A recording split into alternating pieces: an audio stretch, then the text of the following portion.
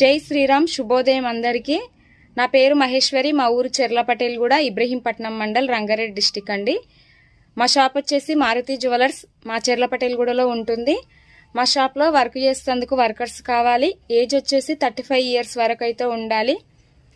ఆ ఏజ్ వరకు వాళ్ళు మాత్రమే ఉంటారు ఫ్రెండ్స్. పెద్దవాళ్ళు అయితే వద్దండి, ఎందుకంటే వాళ్ళకి వర్క్ చేయడం రాదు కదా.